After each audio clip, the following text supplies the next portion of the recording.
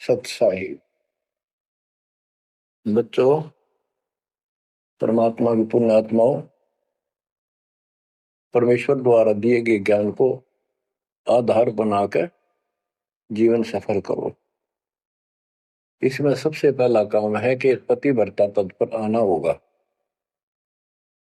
यानी अन्य किसी देवता के ऊपर शौपन में भी ध्यान नहीं जावे कि ये सुख उससे प्राप्त हो सकता है।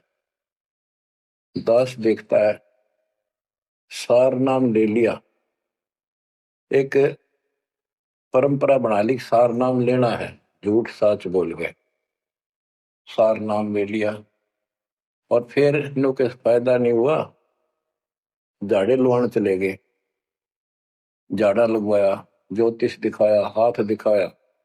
हाथ तो उससे दिन देख लिया जिस दिन तुम नाम तोड़ दिया, झूठ बोल कर सार नाम ले लिया, उसी दिन नाम खत्म है जिस दिन यू लिया, सारे नाम खत्म हो गए आपके। तो परमात्मा पाने के लिए सच्चे सुच्चे हो, क्योंकि आपने सच्चे सुच्चे घर जाना है। अपनी आत्मा को इतना निर्मल करो ताकि वो हमें स्वीकार कर ले। बच्चों, परमात्मा कबीर जी बार बार बताते हैं कि ये संसार अच्छा नहीं है, ये काल का लोक है,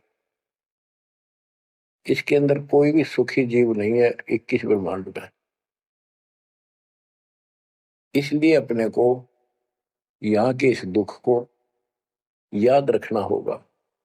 और ये सच्चाई के साथ है, आपको अभी जैसे जिसको सुख हो जाता है वो सुख में फूल जाता है, जिसने दुख हो जाता है वो उसमें रोआ पिटन में उसका जीवन जाता है। तो बताओ कैसे बात बढ़ेगी? ये ज्ञान आधार बनेगा आपके जीने का और आपके जीवन सफर में आगे बढ़ने का। इसलिए आपको ये ज्ञान बार बार सुनना पड़ेगा। आप ना तो सत्संग सुनते, पता लगा मैंने, क्योंकि जो पुराने हैं वो तो ये सोच चुके हैं हमने सारा ज्ञान हो गया, और औरों को समझाने में लग जाते हैं। अच्छी बात है, औरों को भी समझाओ, ये तो बहुत अच्छी बात है, लेकिन समझाने का अर्थ है उसमें अपने ऊपर भी लागू रखे उस काम को, उन बातों को स्वयं भी फॉलो करे। तो मुद्दास देख रहा, अगर ये फॉलो करते तो सार नाम लेकर नाम खंड नहीं करते। तो इसलिए फॉलो करो ये ज्ञान जो आज आपके ऊपर परमात्मा ने या डायरी कृपा की। आप ज्ञान वही है जो पहले आपको हजारों सत्संग करके सुना रखा, और वो रिकॉर्ड हो चुका है, उसके वीडियो ऑडियो बन चुके हैं, उनमें आप सुन सकते हो। तो अब फिर नए सिरे से क्यों सुनवाना पड़ा आपको? आप ढीले पड़ गए थे, आप हल्के में ले चुके थे, सेवा जरूर करते थे लेकिन वह लगन कम हो गई थी। आप तो देखो, आपको परमात्मा बताते हैं कि ये गंदा लोक है, ना कोई रहा ना कोई रहेगा, एक दिन सब चले जाएंगे। ये अवतार अलग चले गए, जिनको राम और कृष्ण को भगवान मानते थे सारे मर मर गए।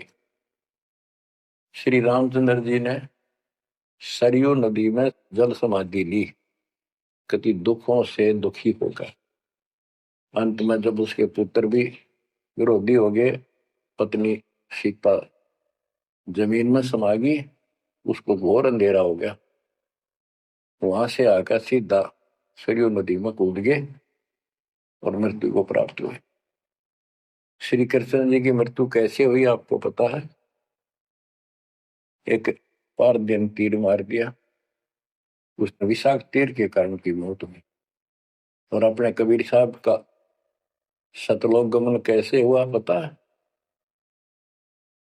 दो राजा खड़े थे, हजारों सैनिक खड़े थे दोनों के, और दर्शक बहुत खड़े थे, सभी धर्मों के लोग देखने आए थे, देखेंगे मगर मरने वाला कहाँ जाता है।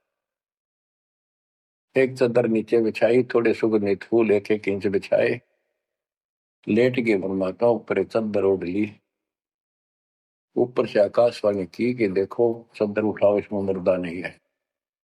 शरीर जितने फूलों का ढेर था, और कहा इनको आधे आधे बांट लेना।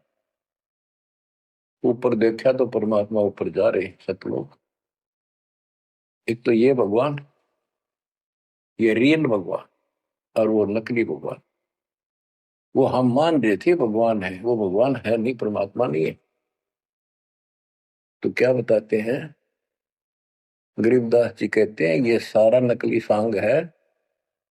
माया आद कीनी चतुराई, झूठी बाजी पिंड दिखाई, ताका प्रतिबिंब डारा है। सतलोक में सब सुख है, अविनाशी शरीर है, अमर शरीर है। भगवान तो अमर है ही, वहां रहने वाले भी सारे अमर है। ना वहां वर्ग अवस्था है, और ना कोई कष्ट, ना रोग, ना शोक है।